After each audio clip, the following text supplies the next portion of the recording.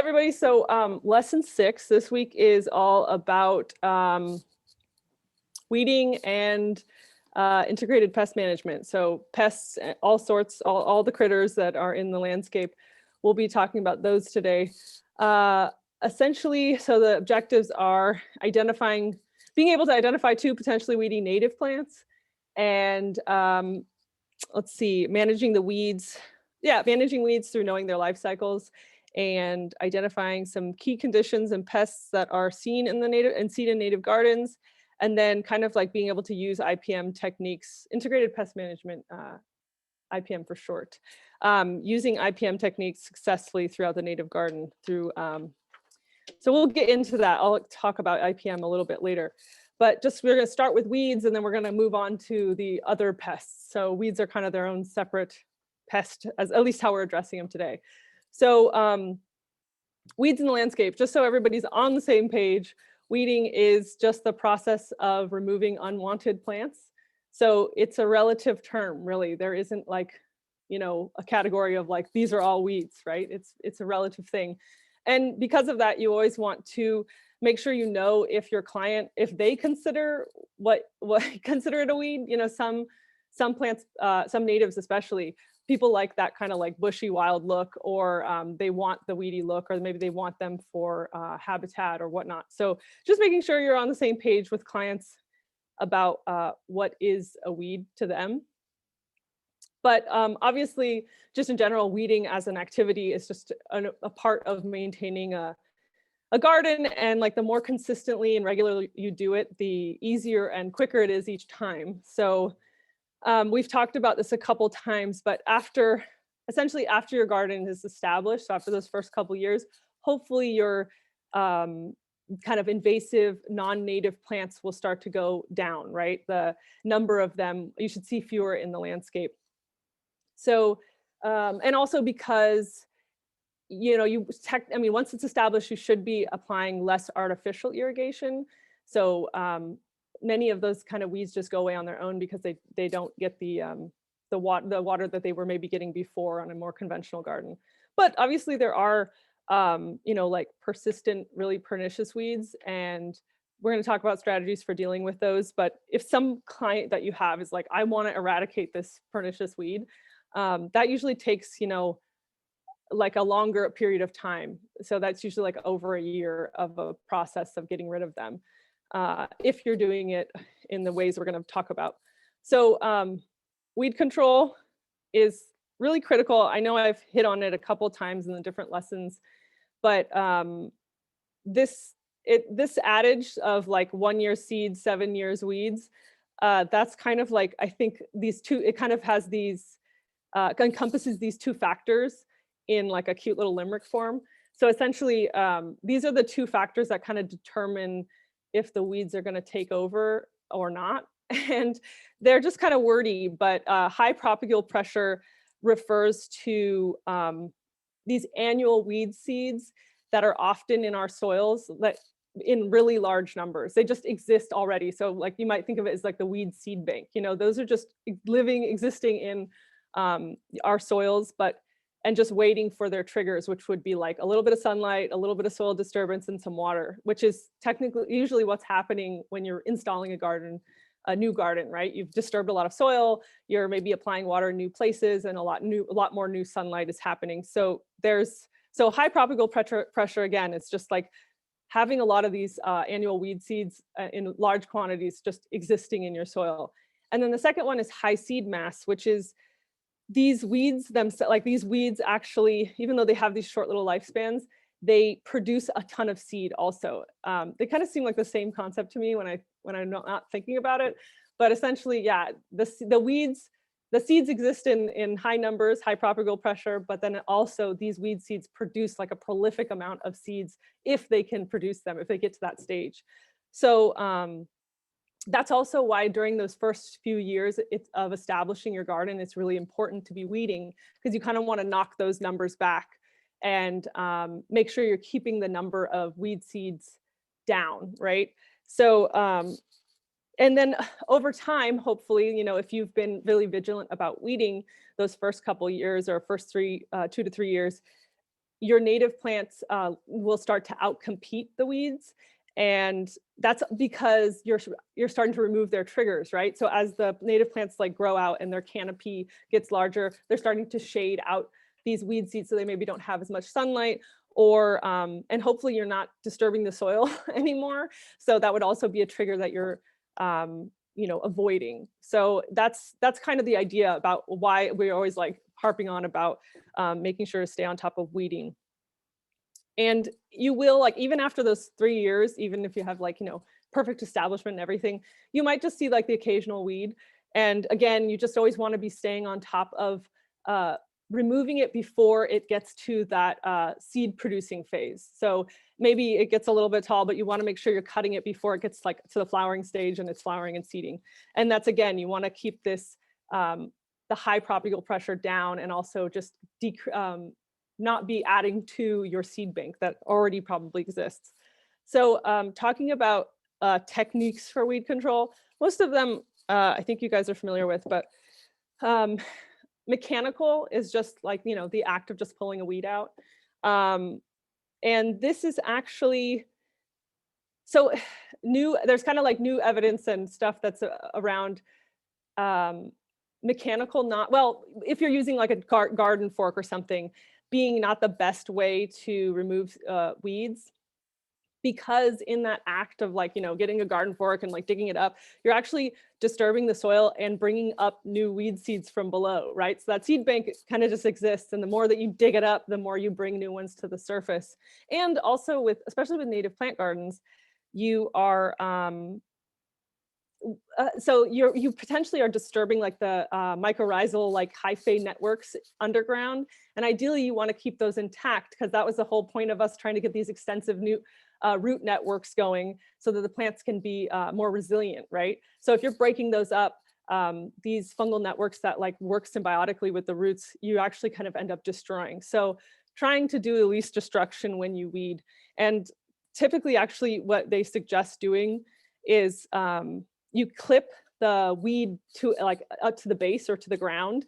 And then you keep doing that until you kind of exhaust the weed seeds, or sorry, until you exhaust the weed plants like reserves, right? You just keep cutting it back and it keeps pushing energy into that, and eventually you exhaust it. I must say that it's not always easy to do that though in practice.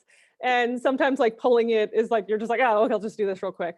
I think if you're going to do mechanical weeding, it's important to do really shallow, or just keeping this concept in mind, which is like, you don't really want to be disturbing the soil too much. So if you can use like a collinear hoe or something to get those little sprouts and just be doing very shallow disturbance, I think if you have to do mechanical that way, that's the best case scenario. There's also kind of a process of like pre-sprouting, which would be kind of like watering the ground around to get those weed seeds to sprout, and then go through and mechanically or weed them by hand. Again, I think like a collinear hoe or like one of those kind of like wire weeders that just kind of scrapes the surface would be the best way to do that if you're doing the pre-sprouting method. Another weeding technique, I guess, well, cultural just refers to kind of like, how do we maintain conditions so that weeds are less likely to establish? And in this context of weeding, it's basically mulch, because you just cover it, you're smothering out the weeds, and keep making sure that you have the right coverage and the right depth, right? You want to make sure LEDWP requires the what am I saying? Oh, 3 inches of depth. But you always want to make sure you have at least 2 to 3. If you only have like, an inch or kind of sparse mulch, the weed seeds can get through that. So you want to make sure that you have the appropriate depth. Let's see. Oh, well, it says it here, but yeah, making sure to always keep the mulch away from the trunks, as we've just gone over a couple times, and just being sure you're not overwatering. Gorilla hair can be really nice on slopes. I think LEDWP actually doesn't really like gorilla hair, and also we talked about it being not very fire safety, but it kind of knits together and can be really nice on a slope in terms of like, it creates this little cohesive layer. And if you're using something like gravel or something like that, you want to make sure, because gravel is also a mulch, you want to make sure that you are replacing it, because a lot of times it kind of sinks back down into the soil over time. But yeah, that's cultural is basically mulch in terms of weeding. And also something to add really quick is that you really want to Please. avoid putting too much mulch or any mulch around the base of your plant just to avoid root rot. That's something that can Yes. happen mulching. So For sure. Yes. Thank you for reminding. Yeah. Definitely. Yeah. Making sure, even if you have that 3-inch coverage, to make sure to pull it away from the stems or the bark of any plant. A third technique would be something like soil solarization. This is usually done before you're planting out. Or maybe in the case like you have some like patch that you can apply, but it's difficult to do after you've planted out. So it's usually something that's done to kind of like eradicate the weeds in a space before you do the plant out. In your guys's actually in your workbook, in the guide, the handout that is on the lawn removal, I think it's lawn removal, lawn alternatives, something like that. They have a little step-by-step that is a little more explicit than this, but the concept is essentially clearing the site. You're watering it actually pretty well, like 6 to 8 inches. You're watering it pretty well. And then you're going to cover that area with a clear plastic sheet.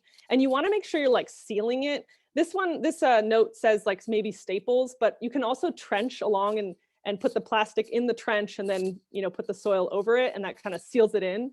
And then you definitely want to do this in the summer, like, the kind of peak of summer as best you can. And the idea is you're really actually kind of like steaming and cooking the weed seeds in the soil. So you do need that water and you do need that seal. Let's see. Yeah, and then takes about 4 to 8 weeks if it's done right and if it's hot. It's a little, yeah, you want to make sure that you're doing this in the appropriate site. If you're really coastal and have a lot of, marine layer or fog or something, this is not maybe the best approach, but who knows, So anyway, check out the lawn removal handout if you are really curious about that. The last one would be kind of chemical. Everybody knows about these, I'm sure, but this is like a last resort. And I'm sure many of you know that a lot of the popular herbicides have glyphosate, and they have been found to be detrimental to animal life, all of us, all the critter life. So avoiding them is important. And also, so you really want to just apply them in like an extreme case. The example here is essentially like if you had some crabgrass or something that was like intertwined within the roots of a native that was trying to establish. And so it would be really difficult to use any of the other techniques. Like it would be hard to hand pull it because maybe it's like intertwined in the roots. Hard to mulch isn't going to do anything in that case, and you can't solarize it. So essentially something like that might be where you use like an herbicide. And in that case, even you would make sure that you'd have like a latex glove on or whatever, and kind of dip your hand in maybe dip is too much, but wet your hand, your gloved hand with that herbicide, and just kind of like grab the weed, not the plant that you want to live, but the weed that you're trying to get rid of, and kind of run your hands along it, making sure to avoid the native plant or whatever the plant is that you want. And that's a case where you're really selectively putting this chemical on your plant. And that is kind of that deal with these, like last resort, and also being really selective about how you put it on. Let's see, there's some other notes I have here about, yeah, so being selective. And also if there are pre-emergent herbicides, which are essentially like preventing the seeds from sprouting, or they die the second they kind of sprout up. And these pre-emergent herbicides, you will want to, they almost, I think exclusively have to be watered in. So you have to water them in so they actually soak into you can't just kind of like spray them on top and be like, okay, that's great. So to work, they need to be watered in. And again, you want to, with any kind of herbicide, you just want to make sure you're trying to get the most selective one. And you can work with like a pest control advisor about like, what's the best case scenario for my situation? There are so many different scenarios, right? But you want to make sure it breaks down quickly and you don't have carryover issues. You can actually, I believe you can look that up on the like the packaging or whatever. So making sure it breaks down quickly, it's very selective, and it's not persisting in the soil, because the idea is we don't want to keep this in the soil, right? There are also, this is still considered chemical, but something like botanical oils or or even like horticultural vinegar, which is like a stronger than household vinegar. These also can be used. They tend to um, they need to be applied kind of like in bright sun, or usually they work best in inland areas because they're essentially like being applied directly to the plant, on the leaf or wherever, and then they are essentially burning the plant. So you don't want to dilute it. In this case, you don't want to water it in. You want to apply it on a hot day and when there's no rain coming to wash it off, because you essentially want to burn the plant in that way. And again, it works a little bit. It works better probably in like a sunnier space or an inland place where it's warmer. Let's see. Yeah, you don't want to water it in. There's also, I had mentioned this kind of pre-sprouting method, again, to like water and then destroy mechanically, maybe like a shallow kind of removal of them. And there's also this concept with chemical stuff. So you could do like, they call it like a sprinkle spray, and essentially you're watering to pre-sprout and then you're spraying a pre-emergent herbicide or something like that. But again, I mean, this is like the deciding if this is necessary for your site. This is something that it works if you're trying to like clear the ground prior to planting out, but probably not something you need to do once you have a landscape in place. Let's see if you get a large, strong. Okay, yeah. Let's see. Oh, and then lastly in terms of weeds, natives themselves can be considered weedy. Like I said, it's a relative term. It's not, nobody falls under weeds or not. It's just kind of what you are into, I guess. So just being sure that you aren't planting, or just being aware, actually, if you're taking care of a garden and it has Rhamnea coulteri, Natalia poppy, it spreads by rhizomes and can go under concrete and sidewalks. So like being aware of like, hey, that's a possibility with this plant, or even deciding if you do design, like deciding where to plant Rhamnea, don't put it somewhere where you don't want it to get big, right? Also, Eriogonum species, a lot of them reseed pretty freely. So like, fasciculatum, Eriogonum fasciculatum, man, I'm blanking, but a lot of them do. And yeah, and especially in something like, so mulch would help with this, but if you have like decomposed granite, they might just sprout from there. So this would just be something to, be aware of about placement. And epilobium, like California fuchsia, evening primrose, the blue-eyed grass, even yarrow, these can all kind of seed pretty freely and become kind of weedy if they're not controlled. Just something to keep in mind. But again, like some people like that look. Personally, I feel like I'm like a total wild, messy preference type of person. So like doesn't bum me out, but some people it does, right? Okay, so moving into Maya, I don't know if I mentioned this earlier, but I'm assuming you're doing this, but I don't really check the chat. So if you are staying on top of it, that's awesome. Yeah, I'm checking it. Yeah, so feel free to use the chat, everybody. Yeah. Yeah, they know the drill, but yeah, cool. Okay, so moving into integrated pest management. So IPM, and we're just gonna kind of keep repeating IPM until the end of this class, basically. But we're gonna talk a little bit about like the principles behind them and how they relate to native plants, because IPM can be used in agricultural settings too. It's like, essentially it's an ecosystem. This is this definition I'm just going to read to you guys, sorry. But it's an ecosystem-based strategy that focuses on long-term prevention of pests or their damage through a combination of techniques like biological control, habitat manipulation, modification of cultural practices, and using resistant varieties.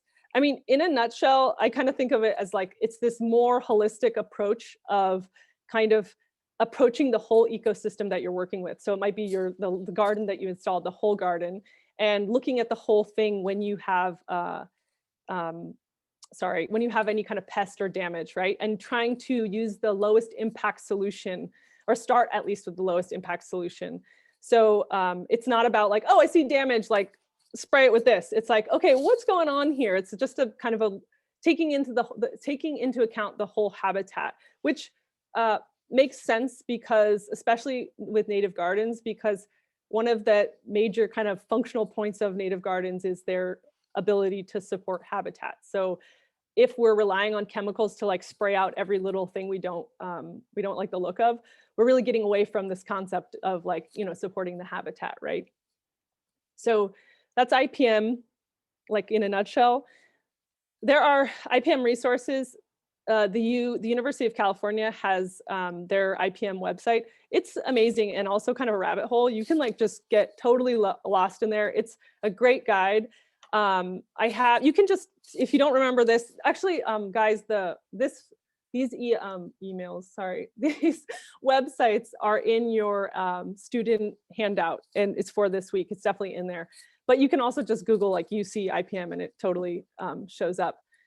But yeah, essentially, it's great in that it talks about any kind of treatments for home garden pests, and it really gives you like the least toxic, starts with the least toxic based on degrees, like how bad is this infestation or whatever, and they kind of walk you through like what you would potentially do, starting from like lowest degree to like a worse infestation. And they really try to recommend these like less radical methods to start, but it definitely gives you information on herbicides and stuff like that that might be the best option if you're in that situation where you need it. So yeah, a lot of times, a lot of their solutions are like, just hose the insect off, which seems like not even advice, but it is in the case that sometimes it's just that easy. Let's see, yeah. And also it's not just like so this UC California IPM website is also, it's like environmentally friendly, but also like totally scientifically sound. This is backed by tons of research by like UC Davis and all the UCs. So this is kind of the best management practices that they're offering for whatever thing you have. Yeah, it's really a great resource. In fact, at the end of the class, I'm going to kind of do a little like walkthrough of one way to use it. But honestly, like I said, it's sort of a rabbit hole, and you can, I mean, for people that like that kind of thing. I guess I outed myself. So anyway, oh, this is like, yeah, super important concept, like the threshold or action level. So really important concept in pest management is like, at what is your threshold, and at what point do you actually do something about your pest or the damage? And it can be really different for different areas of your garden. And I think it's just about kind of changing your frame of reference and just being like, is this damage, or is this just evidence of like, a true habitat, with lots of habitat dwellers that are living amongst it and potentially chewing on things and really not destroying a plant, like maybe like zooming out a bit from like being plant focused to like habitat focused. So yeah, and also I think here it even has, yeah, sometimes a lot of times with pests, if you let the population kind of build up a little bit, the natural predators show up on their own. And this is something I think that really works hand in hand with native plants. It's a little bit harder in like a farm setting because there's a crop at the end. But even in that case, I mean, I got to say, I come from a farming background and I totally do that. And so I kind of try to think of it as like this tax that I'm okay with nature taking, that I pay to nature for her letting me use her space. And so I kind of think of it as like, oh, there's like a 10% damage tax that I'm totally fine with. And if it goes above that, and which is whatever threshold you may have, that's when I maybe start to think about doing something about it, taking action, right? So yeah, I think in my notes here I have, yeah, that there's caterpillars that come from the Ceanothus silk moth that actually eat Ceanothus, but like we want those moths, right? They're native to this area, or oak galls and oak moths. These are all part of the habitat. So they do cause damage. I mean, I put that in big quotes because it's like, it's definitely relative, but yeah, they cause damage. But like, we plant things for butterflies. We might as well plant for everybody else too, especially if we're trying to do habitat. Let's see, I'm just checking my time. Okay, good. Oh yeah, I actually forgot to review the homework. Maybe we'll do that at the end. That's why I'm so ahead of time. We'll do that at the end, guys. We'll review the homework. It's kind of self-explanatory anyway. But moving forward, IPM solutions. So these are potential solutions for pests, not weeds. This is like talking about the kind of all the other critters besides weeds.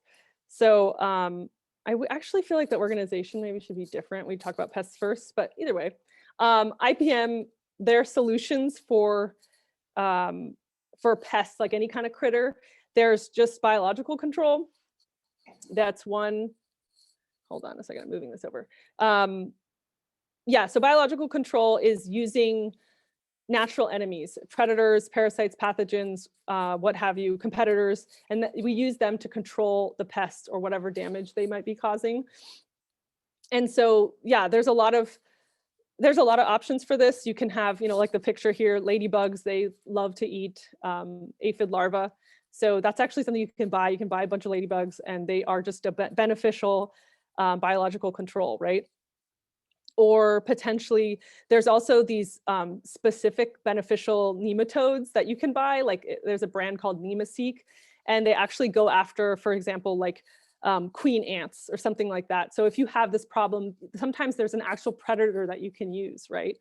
Or owl boxes, that's another one, like if you had rodents or something like that, they're the natural predator for rodents, right? So having that installed. Oops. Cultural controls. Okay, so yeah, I mean, IPM just kind of keeps repeating the same things for each thing. We talked about weeds, and now this is cultural controls for other critters. Essentially, again, cultural controls are, well, not again, but they're essentially they're any kind of practice you take to reduce like the establishment of some kind of pest or the reproduction of it or it dispersing or something like that. So a lot of times this is just changing your irrigation practices. We said earlier mulch for smothering the weeds, but also potentially like changing your irrigation so that you're not overwatering a section, or potentially, oh, wait, no, yeah. Or potentially just like the placement of plants, like not planting them so close together. I actually think this picture, it's hard to say exactly what's what. It looks like there's two grasses kind of in the middle left side, but then on the rightish side of the photo, it looks like that's actually like two buckwheats, California buckwheats. And if that is the case, which I can't confirm, but if that's the case, those are really close together. So you're not, you're actually kind of setting up for maybe a more stressed plant or less air circulation. And native plants tend to really like the open planting scheme, and they want airflow. And if they don't have airflow, we tend to like see some mildew issues and things like that. So that would be cultural controls, just moving, changing your practices on how like watering or placement and things like that. Mechanical and physical controls. The bat I feel like is like actually more of a biological control. So either way, mechanical, physical controls basically either kill the pest directly, like block it, or make the environment unsuitable for it. And I think a really common one would be traps or something like that. Trapping gophers are, the most, I think, like familiar example of like a mechanical control. But also something like mulch can sometimes act that way. A lot of gophers don't like having a lot of mulch. It's not foolproof, but a lot of them don't like it. So that can actually act as a kind of physical barrier or control. Speaking of gophers, those gopher baskets, that's another obvious kind of, it just blocks them from being able to get to the roots, which is what they want to get to, right? Let's see. Yeah, any kind of underground pests. Yeah, and well, I guess too, it's like, this isn't really the garden related, but making sure you're not like keeping any trash cans and stuff closed so that you're not like intentionally or like unintentionally or intentionally feeding any other critters like possums and raccoons and whatever else. So these are just the kind of the concept behind like mechanical, physical controls. And then lastly, of course, still a last resort, but there are chemical controls. And again, you want to use the most selective pesticide if you're using ones, and use them in rare circumstances. And usually you want to use them in combination with other solutions, like with biological control, with cultural control. So you want to use them in combination so that you actually have this like long-term impact, as opposed to just like one-time chemical deal. And usually that doesn't like solve your issue, right? So it's important to, if you're using it, use it in combination with other approaches. And I mean, we've talked about this with the weeds, but the idea is we really want to avoid, um, we want it to be selective, and we want to avoid damaging or causing harm to whatever organisms, be it human or otherwise, and also damage to our, like, the quality of our air, soil, water, all that stuff, right?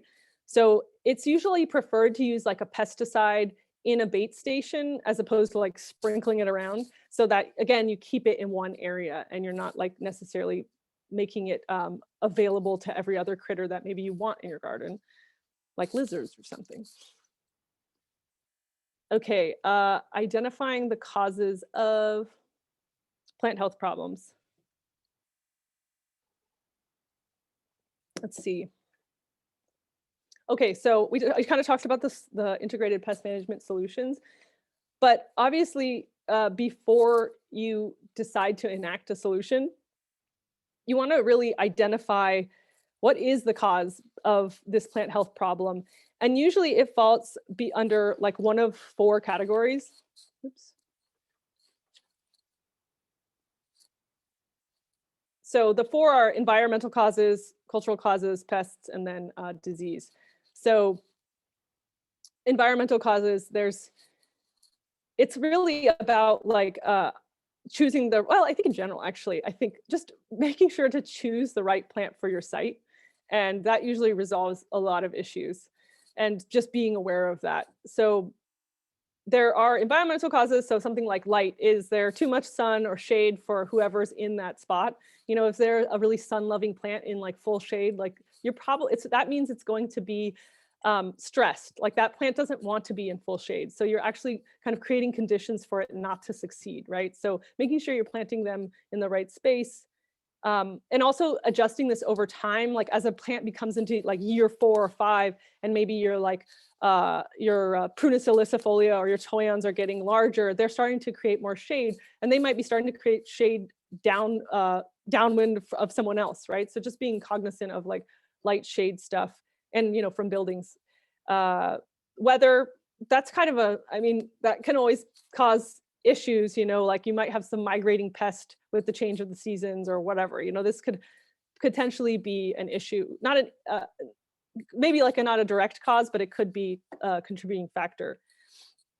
And then there's this like extraordinary kind of weather events, which is just like any kind of heat wave, cold snap, Santa Ana conditions, or like flooding and erosion after fires, or a really heavy rain. These are considered kind of like extraordinary events, and you might want to be keeping those in mind. Or even if like your neighbor is doing, or the neighboring property is doing a ton of construction, that's kind of an extraordinary event, and that could be causing some issue in the garden you're tending.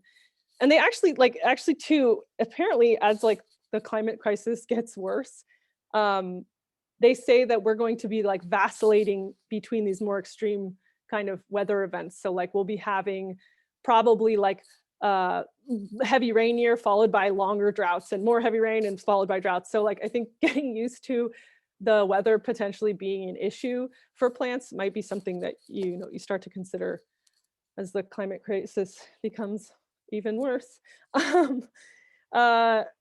Cultural causes can be again, cultural causes for potential plant problem. Overwatering is usually the biggest cause. Honestly, it's usually an overwatering thing. That usually leads to the conditions that create like Phytophthora or mildew or whatever issues going on is usually caused by overwatering. But it can also be things like use and abuse. Like, is this plant in a really high traffic area, especially with like oak trees or something? Is somebody like parking on the oak roots? They don't want that. They don't want a lot of compaction around their roots. Or is it something like a monkey flower that just is kind of brittle and doesn't want to be along a pathway where it's getting a lot of traffic or whatnot? So just that can also be an issue. I have here on-site, off-site issues. What does that mean? Oh, that's oh yeah, that's like, yeah, it's similar to what I was saying earlier, which is like that could potentially be taking into account your neighbor's watering patterns. Like I know I've done yards where it's like they put in a native plant garden, but right next door it's still a lawn. So like right on the edge, you might be getting a lot of irrigation. And that might be something that you take into consideration, like, oh, wow, I'm getting a lot of diseased plants right on the edge of the property. That might be an offsite issue, that it's contributing to your on-site problem. So being cognizant of that. Pests. So yeah, pests can always be a cause. We're going to get into those shortly. But vertebrate pests are kind of like, any mammal, and well, you guys know what vertebrate animals are. And then invertebrates is like, again, like kind of the insects, but also being aware that a lot of our insects are, they might strip the like greenery of your plant, like potentially, the monarch butterflies, like the caterpillars, they're gonna destroy that milkweed. That's what they're supposed to do. But the idea is we want to attract the monarch butterflies. So remember, like, not all pests are pests, but there's also, kind of more aggressive ones like an Argentinian ant or something like that, that is really aggressive and invasive. So both sides here. And then lastly, the fourth cause is just like a disease, right? Like a disease that hits your plant. And usually diseases are either fungal, bacterial, or viral. And all living plant material is subject to kind of like the imbalances that cause disease. So essentially it's like, lucky for this little slide, we're living through a global pandemic. So this makes it very relevant. And essentially, you guys know that if you can, it's like your immune system, if you're compromised immune system, or if you're not taking care of your immune system, you're just more susceptible to disease. And it's the same with the plants. We really want to be taking care of them and providing the most healthy habitat for them so that we avoid and avoid creating conditions where they increase their susceptibility to disease, right? So really trying to keep them as healthy as possible. Let's see. Yeah, so this note here, there is a difference between symptoms versus disease. And that's because, like, okay, yeah, so a symptom could be, the symptom doesn't actually mean it's the disease, isn't actually the disease. Sometimes there's a lot of symptoms are the same symptom present for different diseases. So like in a COVID-19 example, it's like you could have a fever and have a bacterial infection, or you could have a fever and have COVID-19. There's obviously multiple different diseases like COVID-19, whatever bacterial infection, but the symptom is the same. So same with plants. There's a lot of repeating symptoms that you might see, but that doesn't tell you necessarily what the disease is. So just being careful, or actually being really,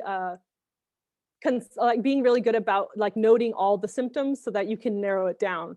And something like, if you see like black mildew, for example, you might suspect, oh, that's a disease, that's like a bacteria, that's something. And black mildew is technically some fungal thing, but usually it's happening because of an aphid infestation. And the aphids have this kind of like sugary exudate that comes out of them, like their honeydew. And that honeydew stuff actually creates the conditions for the sooty black mold or the black mildew. And so you might look at the plant and see this black mildew and be like, oh, that's a fungal thing or something like that. When in reality, it's an aphid issue. So the plant doesn't have a disease, it has aphids. So it's an important thing to like always be taking into account, like what are all the symptoms, where are they affecting the plant, things like that. Let's see. Oh yeah, there's another, like the other example of, like another symptom would be like leaf wilting. That could be from drought stress, like, they're not being watered enough, or that could be from like verticillium wilt, which is like a fungal pathogen. And that usually means you're overwatering. So again, it's like taking into account all the things, not just trying to be like, okay, what's this picture? Like this picture here, this could be a lot of different things, you know what I mean? But it doesn't have to be, it's about looking for the actual problem, not just the symptom, right? And that's especially important when you're trying to identify what exactly is this disease. So when you're investigating like the damage on a plant, you always want to, IPM always wants you to like describe it in all the kind of aspects of the plant. So you start with the whole plant, like not only like, is it affecting the entire plant all over it, or also like what part of the life cycle is this plant in? Is this a brand new plant? Is this a really mature plant? That's what they're talking about with like whole plant, like taking into this kind of bigger consideration. And then you move down to like, okay, is this just on the main stems? Is this on the trunk? Is this on the branches? Where is this damage happening? Like, is it from dieback? You know, a lot of Arctostaphylos have kind of branch dieback. And so that would be something that you would note, like, okay, this is Arctostaphylos branch dieback, and go on that website with the diagnostic tool and figure it out. But yeah, finding out what's happening there. You move next to like foliage. So like describing what's happening on the leaves. Is there like, are all the leaves dropping off? Is it like a deformed leaf? Is it not, are the leaves like changing shape? You know, are they like going from larger to smaller? Is there like some kind of powdery substance on it? You know, you're just making sure you're focusing on looking at like what's going on the leaf. There's really common to have galls and stuff on manzanitas, or even oaks and manzanitas, a lot of galls on them, which is not necessarily a pest issue. Again, depends on your threshold. Mallows, they get a lot of leaf miners, which kind of like make these little like pathways through the leaf. Anyway, sorry, tangent. Next, still just describing your plant problem. Then you look at the flowers. Again, just did the flowers kind of appear in regular quantities in the bloom season? Is there deformation on the flower itself? And then lastly, you're looking at the fruit. So if it has a fruit, not all native plants have like a conspicuous fruit, but is the fruiting pattern normal? And this applies to, this is like the IPM kind of way to describe plant health problems. And we're using it for native plants, but it applies for any kind of plant. You know what I mean? You can use the same kind of thing for like vegetables or in your garden or whatnot, or even an ornamental non-native plant. So this is just a way you want to look at any kind of plant disease when you're looking at it. Let's do a break since I'm like, yeah, 5:42. Let's do a 10 minute break. No, yeah, I guess we could do a 10-minute break. 5:52. You guys want to take a little break? I hear you guys all saying yes.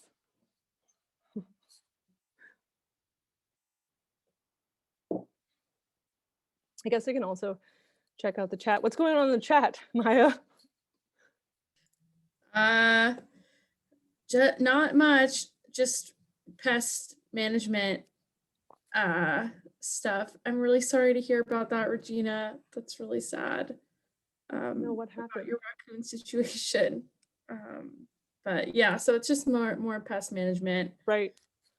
Um, Yeah, that- I wish we talked about pests first, and then like really we're talking about solutions first. But either way, yeah. we're gonna talk about kind of the more common native plant pests. But I know that this class could be like 5 hours long on pests. Like there Yeah. are so many like scenarios or possibilities with pests.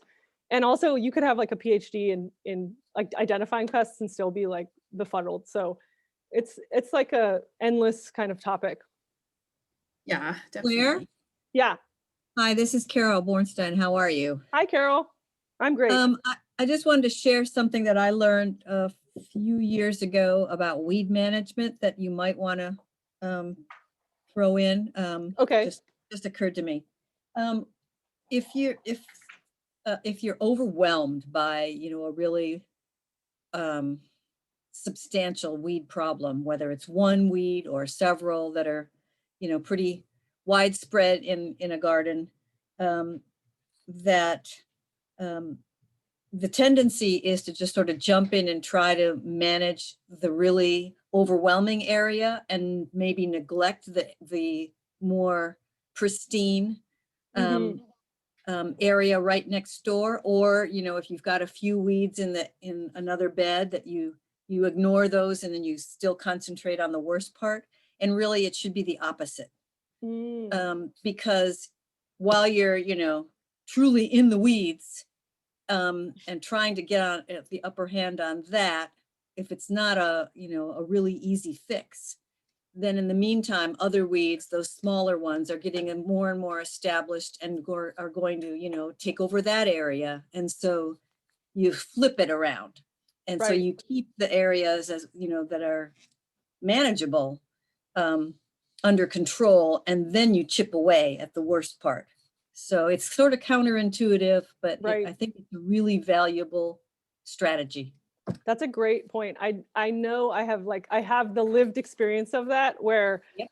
attacking the Bermuda grass, like the big chunk, but then Yep. meanwhile the little patches start to take over. And I definitely in farm settings have made that mistake. So that's a great observation.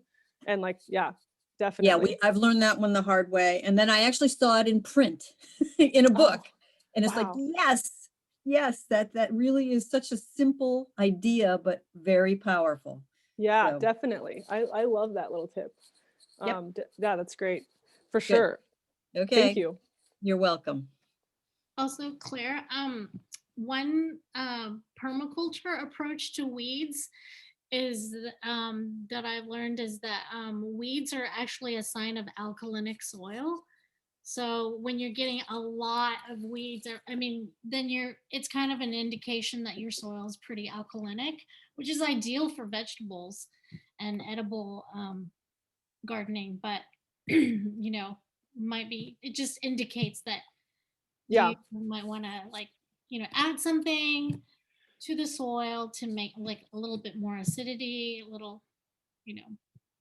Yeah, I know I'm blanking on his name, but there's probably several at this point, but I know there's a book that I think you can download it for free. If I remember it, I'll email it or mention it next time. But essentially it's like how to read the soil with your weeds. And again, like you can use a soil test, but also there's ways, because it's not always alkalinity. A lot of times it's like if you had overgrazing, I live in an area where there's a lot of ranching and there's a lot of grazing that either happened in the past or is currently happening. And maybe you're like, oh, you haven't had cows here for 10 years. But it turns out that based off of like the palette of weeds, there's like a whole method he has. And basically you start to see like, oh, wow, if I see a lot of repeating ones that have the same indicator, like overgrazing, you start to like piece things together. But yeah, definitely that's a good point that weeds can, just like in humans too, like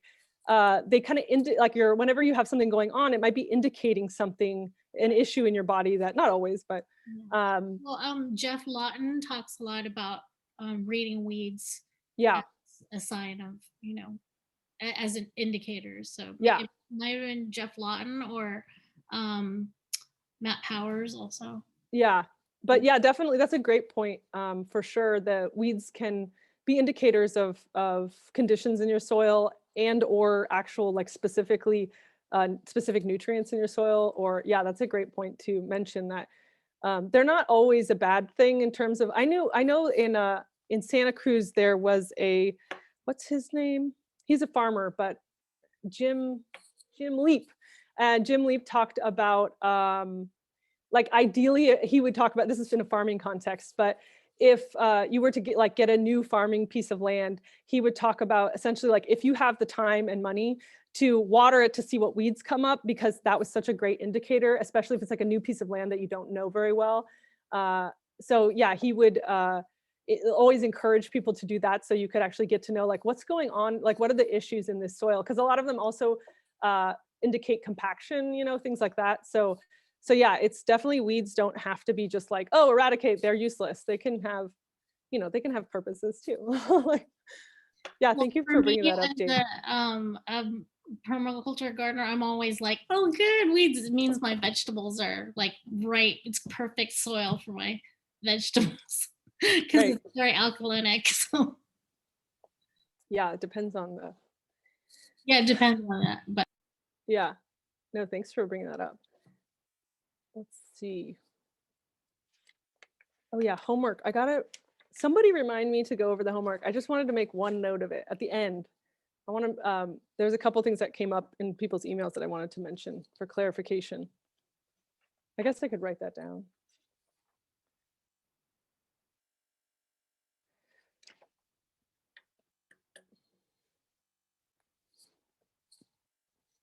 Let's see what time it is. What did I say? 5:52? Yeah, I did. Now I don't have the patience,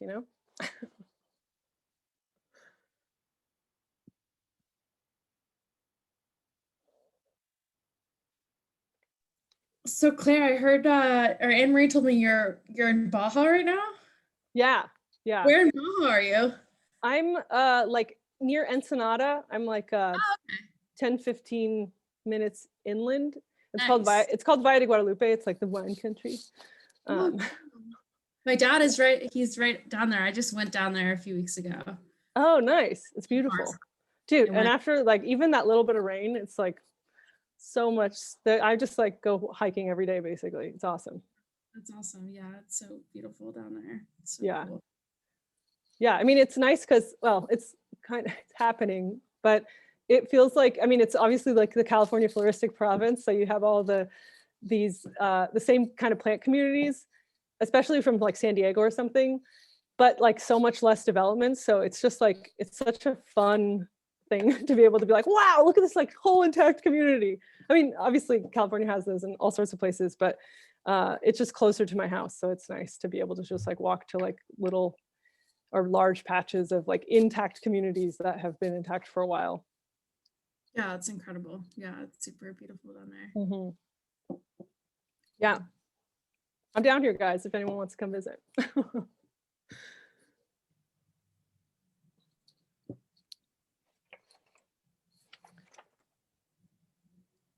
Okay. I might regret this 10-minute break later, you know. So I've got a question. Just how easy is it to go back and forth across the border right now, especially with like COVID, or is it getting easier? It's kind of been, well, if you're an American citizen, it's kind of hasn't changed. But definitely if you're not an American citizen, it's changed a lot. So you can't cross for any reason unless like you have, I think you have to have like, anyway, it's a whole process, but it's not easy to cross. It hasn't changed in that respect. And it's been kind of the same the whole time. I don't really cross that often, but yeah, it hasn't, I mean, knock on wood, geez, I don't even want to jinx myself, but No, I guess I was also just curious. Is there like a certain number of days that you can be, working there? I'm just curious, just for. not that I know of, but it's Baja's like kind of notoriously not very. I follow you. Well, it's not the same. I think if you're crossing into mainland Mexico, they definitely like stamp your passport. They do the whole thing. And if you're driving into Baja, it's a lot more lax. It's kind of like, I mean, I feel like Baja's kind of like the like Dakotas of the United States. It's like the Dakotas of Mexico. Like it's kind of like a forgotten area that people don't really, I mean, not to bash on the Dakotas, but like, even though we think of it as like the representative, like, opposite of California, it's a very low populated state for the country and kind of like, oh yeah, that state. So Yeah. it's a little more lax in a lot of ways, but I don't know if there's, not that I know of. No, cool. I was just curious, for potentially moving down there, if who knows? Yeah, you never know. Yeah, you never know. Cute. Okay. Yeah. My parents usually go across every winter, and they usually have just like a small little kind of trailer with them too, and Yeah. they are definitely a little bit more curious as to how long they're going to be down there. You have to have I think you have to have like certain permits and Yeah, the insurance. tourist visa is for 6 months, I think. So Yeah, if you oh, want okay. to stay longer, it's like the residency process is kind of involved, but Oh, okay. I don't know the details. Either way, I Thanks. guess now, yeah, no problem. Now on that note, we're gonna talk about pests. You guys love my segues? Da-da-da. Anyway, so pests and diseases or conditions. This is the cutest cat. I feel like it's so unfair that they put this cat in here. I'm a self-proclaimed cat person. So anyway, pests can be things like cats and obviously mammals in general, like skunks and possums and things like that.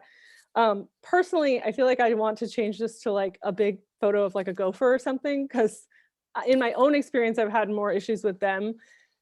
But essentially cats, I think they're like one of the kind of the way they break down kind of the natural cycle is they, they're like predators. So they end up eating all the little critters like birds and lizards that you want in your habitat. But dogs too, dogs, children, I mean, like there's lots of different mammals that can destroy a garden. but yeah, essentially, there's mammals as their own category, right? Oh, yeah, I was going to say too, with the gophers though, they tend to be kind of Jade, you'll probably know this, but it's like tend to be kind of like a farm issue. You know, they're going for those like rooty crops. And so similarly, you can kind of think of more tap-rooted plants they kind of prefer. So like a California poppy, they go after, or apricot mallows for Sphaeroaceae ambigua, that kind of has this taproot that they go after. They chew on those. So gophers in that scenario is something to be aware of for those specific plants. And if you know about the kind of roots of each plant, you might be like, oh, this one might, if you have gopher problems, maybe avoid these things or be ready for some takedowns. And obviously, I think with like skunks and possums and raccoon type things, you know, keeping trash lids closed, things like that. But anything that's a traffic issue, you know, like children, dogs, something that's like being broken, like breaking off limbs and stuff, maybe avoiding those like brittle species like monkey flower or aragoniums, you know, things like that. Just planting something that's maybe like a little bit more robust. So yeah, pests, mammals, that's one. Insects, we talked about this a bit, but yeah, not all insects are a pest, and the leafcutter bee is like a perfect example of something where we want to actually know what's creating this damage before you like kind of start trying to deal with it and like kill whatever pest it is. So in this, in this example, this is the damage, in quotes, of a leafcutter bee, which is this solitary, non-stinging, soil-dwelling native bee. That is a great pollinator. Technically, they're like better pollinators than European honeybees, because like basically like they like the pollen falls off them easier, and European honeybees kind of like it sticks to them better. Anyway, so they're great pollinators, and they actually cut these little pieces out and line their underground holes with them, and then even like kind of layer them between larvae. So this is actually like, again, this is just like the bee doing its thing. You know, this isn't like damage. This is like cool little thing, and also like an opportunity to educate whoever's like hating on it. If somebody is, like, educate them about native pollinators, because a lot of people think pollinators and they're like, oh, just European honeybees, but it's also, or like butterflies, but it's also these kind of things like insects. There's like wasps, like native bees. Yeah, it's just an opportunity, something like this. So damage can also just be evidence of, you know, a habitat dweller. This pest is oh, you know what else? Wait, did I talk about this? I think on the insects, let's see, I have a couple more notes. Oh yeah, it's just other examples of basically sometimes if you leave which I kind of mentioned earlier, but if you leave like a pest on the plant, sometimes that if you leave it long enough, or not long enough, but if the population builds up enough to attract its natural predator, that can be kind of its own solution. So something like mealybugs, there's like this cute beetle called a mealybug destroyer, which isn't native, but it was like introduced like I think in like the 1800s or something. But it's really cute. And it basically goes after mealybugs. It's in its name, mealybug destroyer. And if you leave the mealybugs, they will eventually get to it if you have them in your garden, right? Or even bird populations kind of can keep like little bug insect problems in check, because it's just protein. In fact, I have kale outside in my garden, and like there's this flock of bush tits that comes in like every so often and just like goes to town on the aphids that I don't do anything about because I'm a lazy gardener. But yeah, so insects can be like an issue, but also can be something where you're like, well, how much of an issue? I think it's just the threshold thing again. Argentinian ants are an invasive, very invasive problem. They actually, so what they do is they kind of, this is an ant with a scale, or they do it with scale and aphids, and they actually take the scale and aphids and put them along the roots of the plant, and then the scale and aphid actually suck the life juice out of the roots, and the ants place them there so that the scale and aphids kind of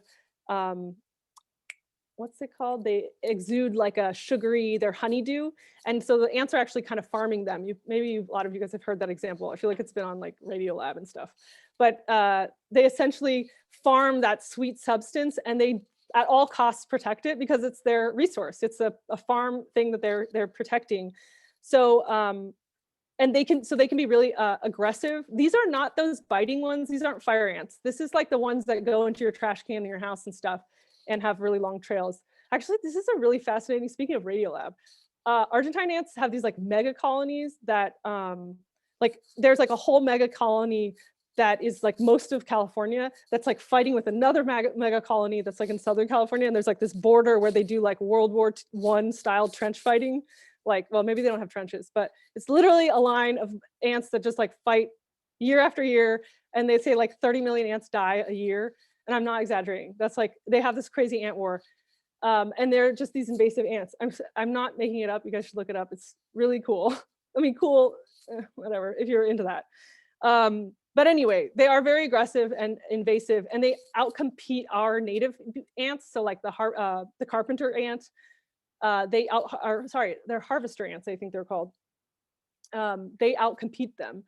And because of this, they, sorry, I'm gonna go back to what you see on your plants. I'm getting carried away with the ants themselves. But essentially, they're this like brown kind of black, non-biting ant, small. You wanna look for, obviously like ant trails on the stems of plants and whatnot. And they're mostly, like the evidence of scale will be like at the base of the plant, but you know, a lot of it's below ground. So unless you're gonna pull the plant up, or if the plant's dead, you can maybe check, but check at the base of the plant. You're gonna look for these like bumpy little scale that are usually kind of like rough. They almost look like rough wood. They can be like kind of a brownish, gray, white. They can be all sorts of colors, but it kind of just looks like rough bark. But you'll also see ants, and you also might see a lot of weeds around the base of whatever plant that they're kind of, they've chosen to be their aphid or scale farm. And you'll look for weeds like belt grass or purslane or spurge or chickweed, because they actually like to eat the fleshy like seed parts on the plant. And in the process, like the seed attachment, and in the process, they end up like kind of like, I don't know, unintentionally, intentionally planting a lot of those weeds. So you'll see a lot of those weeds around. And the problem is that these scale aphids that are farmed suck the juice, the life juice out of this plant and kills the plant, right? But the problem is kind of the ants, not the, I mean, it's both, but you really want to deal with the ants because they're super aggressive. In fact, they will like if like there's, you know, like a predating ladybug or a lacewing or something that tries to like show up and be like, oh, I'll just eat this little thing here. They will show up and like come in force. They'll even like show up to attack like honeybees that are just going in for nectar. They're very aggressive. So, but aggressive in a not biting us way, but aggressive in staking their territory way. So anyway, a lot of times that means, you know, they do kind of contribute to the death of a plant. And in the process of putting those like aphids and whatnot along the roots, they're removing soil. So like you have a loose soil you know, root ball, which also kind of, you know, dehydrates the plant. So it just kind of like F's with the plant quite a bit. And ants is like, there's a lot of different options. You can Google this, and I really recommend going on the UC IPM website, or even like Googling it. There's a lot of different options for how you have to deal with it. But usually it's like some kind of slow acting bait that you have to use. There's kind of like pyrethrin lines that you create or even soak the roots with some kind of like, you know, less toxic, maybe somewhat toxic kind of thing to deal with the ants. But yeah, you also want to make sure you're doing this like late spring, early summer when you do the baiting, because that's kind of when they're just starting to like ramp up their population. A lot of pest management, especially with weeds too, like we were talking about, is about like knocking stuff back before it gets to be a problem. Like Carol was saying about the weeds. I don't know if everyone was there during the break, but she was mentioning how, you know, not necessarily attacking the big infestation, but attacking the like kind of satellite infestations that are like kind of more small and reasonable, because you actually want to attack things before they get out of hand. So a lot of pest management is that in general, like dealing with it before the population numbers go crazy. Same with gophers, like you do it during a certain period of time to be more effective. Also, I think Argentinian ants, wow, I'm talking a lot about Argentinian ants, but I think also as the climate changes, we kind of see more monsoonal weathers, and they actually prefer this kind of like moisture in the summer. So we're like, I mean, we'll probably be seeing more of them, but anyway, I guess I should like allot like 20 minutes to Argentinian ants next time. Aphids, I kind of mentioned. Ants harvest them, but they also just exist on their own without ants, and they are sucking the sap out of the plant. You can see, like, so all sorts of plants have them, ceanothus, mallows. I think most people are familiar with aphids, and they kind of have like all sorts of colors. It's like whitish, black, gray range to green. Dealing with them, you can do just like a strong jet of water with the hose, if that's like kind of the lowest, like, you know, if you don't have a huge infestation, you can just shoot them off with water, or safer soap, like a kind of soap, or like insecticidal.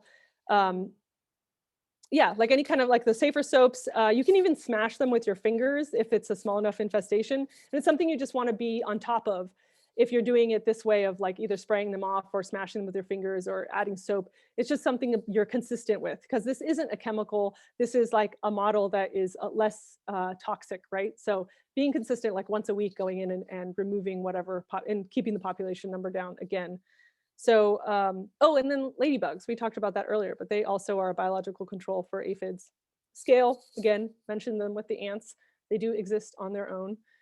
They're kind of these like, they're so strange. They're like these hard-shelled insects that don't even really, they don't like register as an insect, at least in my brain. They're like these like little hard blister type looking things, but they are an insect.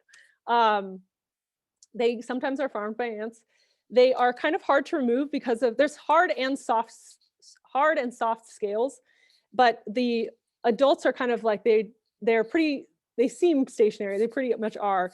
And then the young are softer and more mobile. So if you're going to, you can use soap or botanical oils on them, but you kind of need to break their shells first. So you can do that with like your fingernail or like a stick or like a toothbrush, just kind of like rough it up. And then you apply the soap or whatnot. And you can do that. The soap itself will take care of the mobile, softer scales on its own. You don't have to, that'll take care of them without kind of opening up the shell or breaking the shell. And again, kind of applying when they're dormant, which is usually, or when they're like kind of about to become active or recently active. And that's usually late winter to early summer. So like now-ish till early summer, you want to be knocking back the population. There are also beneficial insects and parasites that exist for controlling them. I think they're more, anyway, I won't go down that rabbit hole. Thrips, which even singular, it's thrips. So I don't know, that's a fun one. So thrips are, I wish I had the picture of the damage they do, because you don't tend to find the thrip itself, but they're kind of these slender, pale to blackish looking guys that you see here. If they have wings, there's usually 4, and they're just kind of long and narrow. And either way, they have these mouth sucking, these like sucking mouth parts, and which is kind of a lot of the pests. They're just sucking the life or the sap out of a plant with their mouth parts somehow. Or, but anyway, the thrips, their damage usually looks kind of like these streaks or this like speckling kind of white patches, or like this like silvery like stippling. There's some pictures on, I think we'll see some actually when we do it later. But anyway, it's kind of silvery like stippling kind of action. And sometimes you actually see the frass, which is like their waist. It's like kind of blackish. You'll see that too. And yeah, they're usually pretty tolerable in the landscape. They're not usually taking down a plant, but you can remove any of the damaged foliage that they damage, like any leaves. And you maybe want to avoid like shearing a plant, because they want that fresh new growth. And if you shear the plant like a hedge style, you're providing all these like new surface area for fresh new growth, right? So maybe avoid that if you're having thrips problems. They're most active in spring and fall because they don't really like this like temperature extremes. So again, trying to make sure you like deal with them when they're active. Oh, also I saw this, there's like strong jet of water. You can just like a strong jet of water at the plant to like move the plant around. Because they don't want to be on like a, you know, moving plant. So you can potentially be like kind of giving a strong jet of water to the plant, you know, during the season where they are active. So like spring and fall, but it depends, you know, it really is. It's not like you need to be doing this unless you have a problem with thrips, right? So Sure. there, yeah, I would just add that most of the time they are on the underside of the leaves. thank you. Yes, yeah, that's a good point. They will be on the other side. So you won't necessarily see them on the top side. They'll be on the underside. And the damage is like pretty distinct, but it does look like other insect damage, I have to say. It's like a symptom that looks like other problems. Let's see, mealybugs. Okay, mealybugs are, I don't know why mealybugs really gross me out for some weird reason. They're not usually just like a singular organism like this. They're, you usually kind of find them in a larger kind of colony. And here it says they look like slender snowflakes, but I kind of think of them as more, they're like this mealy, cottony like mess that's just like, I don't know what it is about them. But anyway, they feed on the stems, leaves, and again, they're sucking the sap out of it. Roots too. They, with them, you can use soap or alcohol to kill them. They, you want to make sure you're like getting into like the nooks and crannies. So like using some kind of skewer or something to like get down in there, because sometimes like the water retention itself just never reaches where they're located. But yeah, you want to, this is another case of like managing for the ants, because they tend to farm them because they have that honeydew exudate as well. And just making sure you can, sometimes you can do the forceful jet thing with them. They, and this can be also just like a cultural issue, having enough like airflow and whatnot. Yeah, mealybugs, just pretty gross. I don't know why they like particularly gross me out. Spider mites is another one that's not on, we don't have it in the PowerPoint, but it can be kind of common. You might see this like subtle dense webbing. This is not for bark beetle, guys, sorry. But this is like this subtle kind of like dense webbing that you see that also kind of produces this stippling effect that kind of looks like thrips, this silvery gray. And this is usually an indication of some like deep cultural problem that you have, but they don't like high humidity or moisture. So, and soap isn't usually effective with the spider mites, and you usually need to destroy the webbing and wipe the leaf surface with alcohol or something like that. But different topic, sorry, spider mites.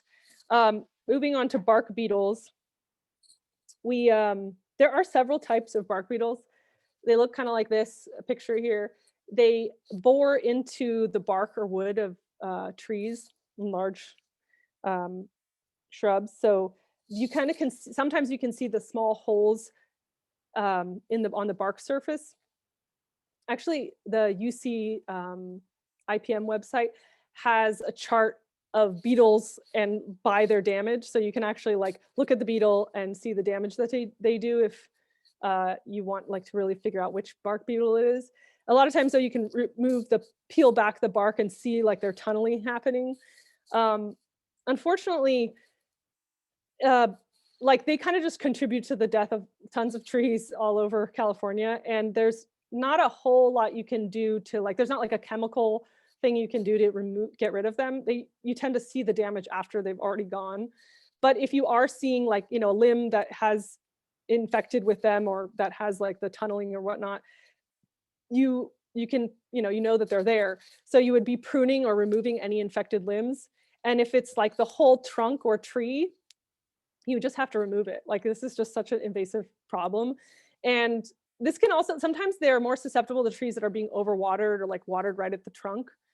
And that can sometimes contribute to like them being susceptible to bark beetle infestations.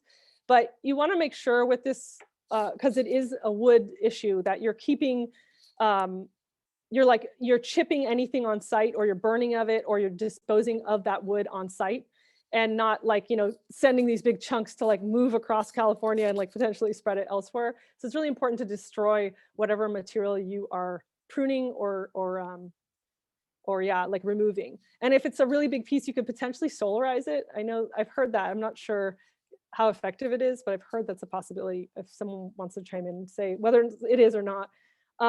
But yeah, there's not really a way to stop the infestation if you have one.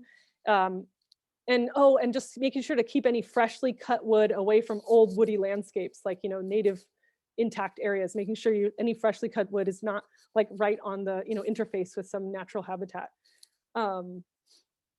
We have another bark beetle. Okay, so there's also this invasive shot hole borer, which you guys may have heard of. It's a fatal, well, essentially these guys carry fusarium fungi in their mouth. And when they're digging through, they infect the tree with this fusarium dieback, which is a fungal pathogen. And the fungus actually stops water movement within the tree. So that just leads to dieback and then eventually death. And these are some pictures of what it looks like if you're seeing this on a tree.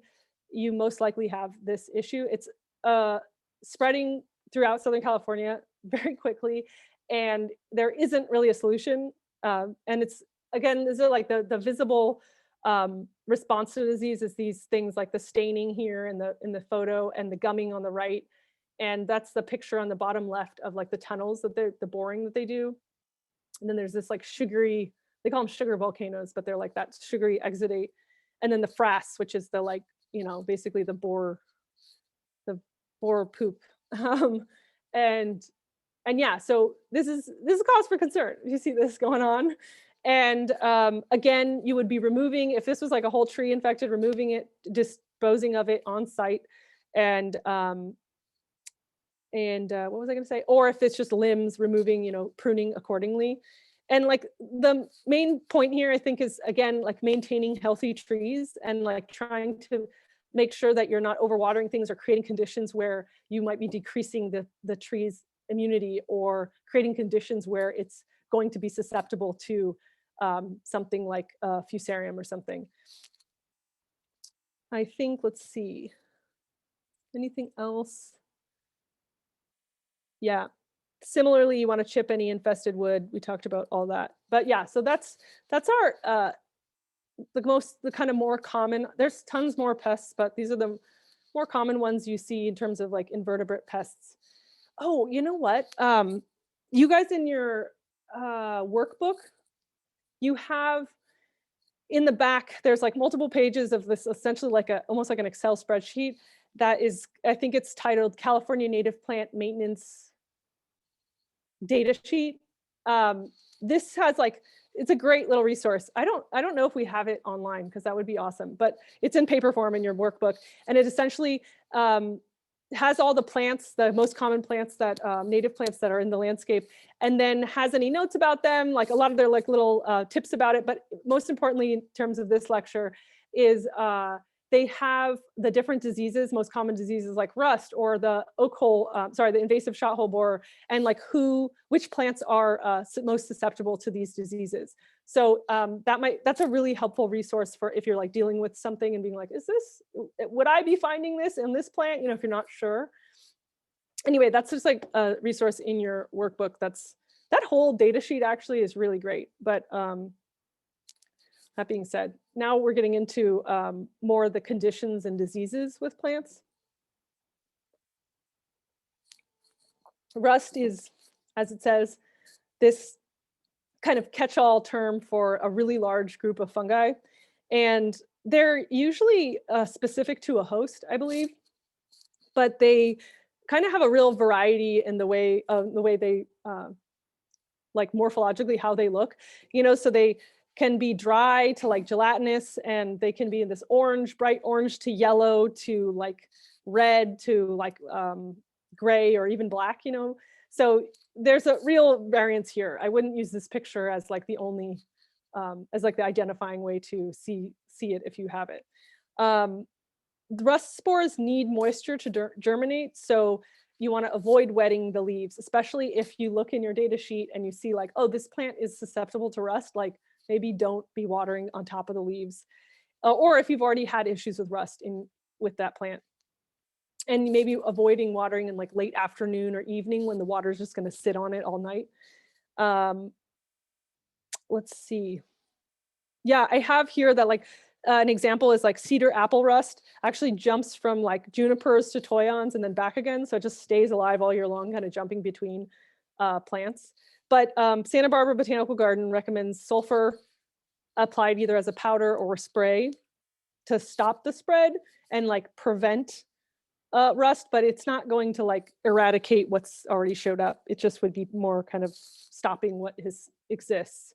You can potentially like remove any leaves or anything that's like infected to like slow the infection rate. And you're basically just kind of trying to decrease the reproduction cycle. So that's why you don't want to add water. They need the moisture to germinate. And again, because you know it needs moisture to germinate, it might be something you consider when you're like, if you have a coastal garden and you want to plant something and you check your data sheet and you see that it's susceptible to rust, it's like maybe not the best fit for this area, right? So just always being sure, like, what is this plant susceptible to and what are the garden conditions that I'm about to put it in or I want to put it in. Waterborne diseases. So I guess there's several of these, but like the most, Phytophthora is like kind of the most, what's it called? I guess the worst one, but it's like a bacterial soil pathogen that causes crown and root rot. And it favors wet conditions and poor drainage. So we've talked about that with, what's it called? With our soils and type of soils. So if you have these really heavy soils that don't drain well, definitely don't want to put something that is susceptible to Phytophthora. But it does live in the soil, and it can live in the soil for a really long time, this bacteria. And there's a particular Phytophthora that causes sudden oak death, which you might have heard of, which affects mostly oaks in like Northern and Central California. And we actually haven't seen it in Southern California, but it has been found in nurseries in Southern California. Sudden oak death, I'm talking. Phytophthora is like lots of different Phytophoras, but there's like a Phytophthora ramarum, which is the sudden oak death one. And that one is a cause for concern, right? But they think sudden oak death is kind of related to temperature. So that's maybe why we don't see it as much in Southern California. But either way, devastating effects for oak populations in other parts of California. And like I said, it is found in nurseries in like camellias and things like that, but not yet we found it in oaks. So just something to be concerned about. Always good to talk about disease with global pandemics, but yeah, it can survive in the soil for many years. It requires wet soil. So again, we just don't want to be overwatering and creating conditions where it can thrive. It doesn't, we just want to make sure that we're not creating the conditions for it. Let's see. Okay, I think the next one. Powdery mildew kind of looks like, it looks like this picture, this whitish, grayish kind of patches on the leaves usually, but can be on the stems and flower buds. It's really noticeable in late summer, and it actually prefers warm, dry conditions. So though it's a fungal condition, it prefers warm, dry conditions and it's usually kind of on like drought stressed plants actually, and it doesn't need moisture to germinate.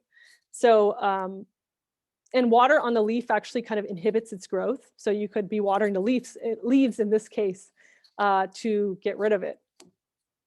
And I know there's also, and this also can just be an air circulation thing, like again, cultural issue of keeping the airflow good around the plant, or making sure there's enough sun and it's not just like sitting in the shade where it doesn't want to be.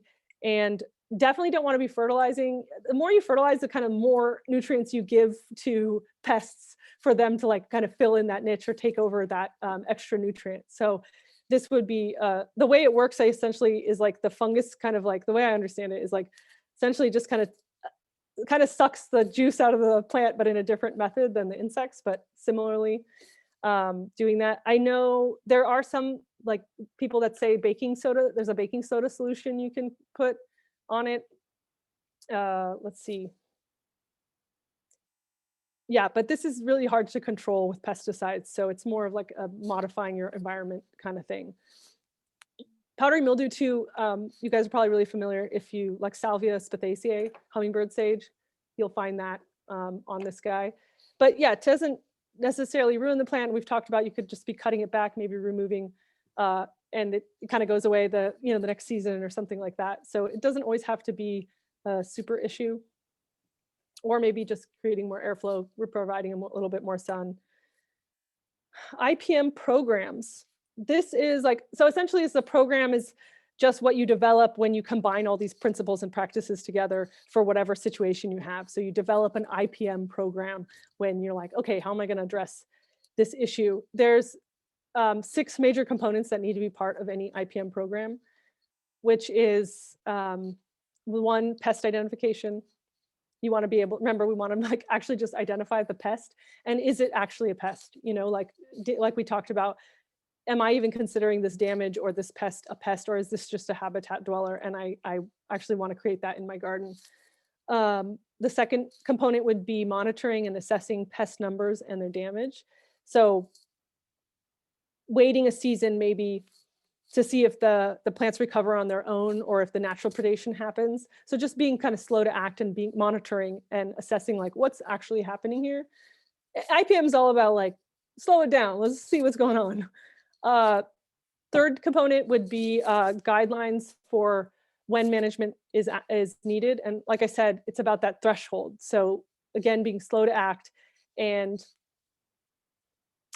yeah, just kind of deciding, is action necessary in this case? You know, where is the garden located? Is the backyard? Is anyone even really seeing this garden? Is the owner care? Or is this like food for monarch butterflies, that sort of thing? Like, what is your threshold, and kind of having some threshold about it, creating one. Like I said, I like to have like a number that I'm like, okay, if I see more than 20% damage, and do something about it. But everybody has their threshold. The fourth, am I on 4? Ooh, I think so. 4 would be preventing pest problems. So just a prevention. Like this is one of the biggest things in IPM is prevention, and putting the right plant in the right plant in the right place, and dealing with something before it becomes an issue. That's how you do these low or less toxic. That's how you can do these less toxic solutions and implement them, is by preventing, you know. Yeah, and this says like you can just be spacing your natives appropriately to avoid like mildew issues, or having mulch and things like that. The fifth component would be using a combination of management tools. So again, there's all the different solutions: biological, cultural, physical, or chemical, but you want to use this like multi-pronged approach and not rely on any singular one. Make sure that you're like, trying all of them together to get this like long-term impact. And then the last and 6th component is like assessing the effect of pest management. So like after you've actually done something, like you've taken action, like what do you see happening? Has like the pest and the damage gone down? And also noticing everything about it in the habitat, not just the damage, but like, do you see that there's fewer lizards and butterflies and bees? How has your action impacted the environment that this plant exists in? And then lastly, we always kind of talk about the kind of services that you can offer on a fee basis. And I think, yeah, like something like spring weed cleanup, if there's going to be a heavy rain, like the 2019 year, you could be just offering that to people, or offering that to clients, that essentially like just some help with weeding, because it can get out of hand when there's tons of rain. And I think lastly, I wanted to go over, let's see, do we have time? Oh yeah. Okay, so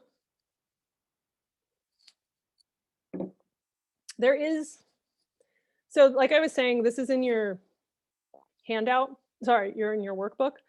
And this is the UC, like University of California Agricultural, and Natural Resources Integrated Pest Management Program. You don't have to Google that. You can just put in like UC IPM or something. And this is just the homepage. And then below is the plant diagnostic tool. And both of those are in your workbook.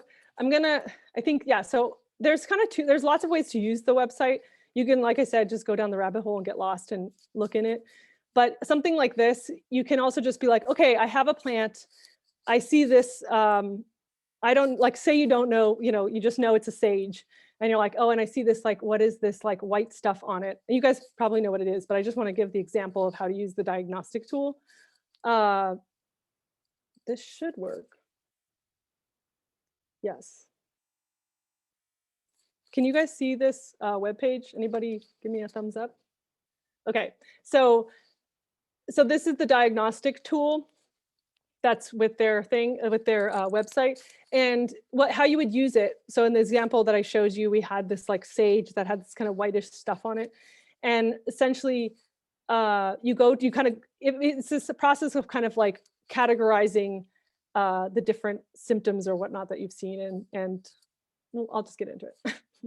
So you first go to plant types here at the top, and it has these images here. It's like flowers, fruit tree, nuts, berries, trees and shrubs, or vegetables.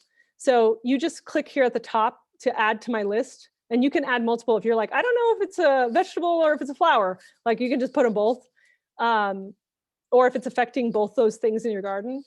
But in this case, we know it's like a shrub. You could put flowers, but like I know it's a shrub, so I'm gonna put that. And then you go down, you work your way down. So here you go to plant names, and they have non-native plants also, and non-native ornamentals and vegetables. So they have them organized by, I believe it's like sometimes it's the genus and sometimes it's a common name. So you kind of have to just go through. But I've already done this earlier today, so obviously. So I'm just going to go down to sage. Here you've got rhubarb, ribes, and rosemary, sage here. So I'll add it to my list. And then we move to plant parts, like what parts of the plant are being affected by that white stuff that we found on it. Is it going? Okay, and they don't, again, the images aren't the best, or I didn't say this already, but the images aren't the best indicator. Just read what they say below, because sometimes the images aren't kind of dead on for whatever you're looking for. So it was affecting the leaves and not the flower. Well, it didn't have flowers. Sorry, oops, add to my list. And that's all that I saw the damage on, right? And then you click the damage, and it gives you options for what kind of damage you might see. Sorry, I have to move. Okay, so yeah, there's all these options. Like I said, I don't look at the pictures too much because sometimes they're not very helpful, but sometimes they are. Curled, cupped leaves, no. Deformed, no. Discolored, necrosis, chlorosis, not really. Drop, cling to the branches, no. Galls or swelling, no. Powdery, cottony growth, yeah, kind of, yeah. And even though this looks like kind of a spittle bug action or something, I'm gonna add it to my list. You can check the last one, specks, flecks, dots, not really. Stippled is that thing I was talking about earlier. Spores, pustules, blisters. It's kind of spores, but not really pustules, blisters. Sticky sooty, okay, anyway. There's only one result anyway here. When you scroll all the way down, it says view results. And the option is powdery mildew. So you can do that in a scenario where you're like, I have no idea what this is, and just make sure to take really good notes on where it is and what it looks like. And then you can kind of work through the diagnostic tool. And the cool thing, again, the pictures they have are for ornamentals that are non-natives. But they have this whole thing about like all the information about it. So it's like, what's the damage look like, the life cycle, and I don't want to read it all to you guys, even though I kind of do, but it basically tells you, helpful for having the life cycle, because you can know like, oh, it doesn't like this temperature and summer's coming, and so maybe it'll just go away with summer or something like that, even though that's not the case with powdery mildew. And then here it has different, the actual fungal species, and then susceptible plants. And none of these are natives. So, or actually there's California poppy, just kidding. So, but they tell you plants that are susceptible to powdery mildew. They don't have everything on here, you know, so, and then they have resistant varieties, because in the traditional kind of like non-native ornamental industry, there's usually like resistant to powdery mildew varieties, but natives don't typically have resistant varieties. There are some, but not typically as many.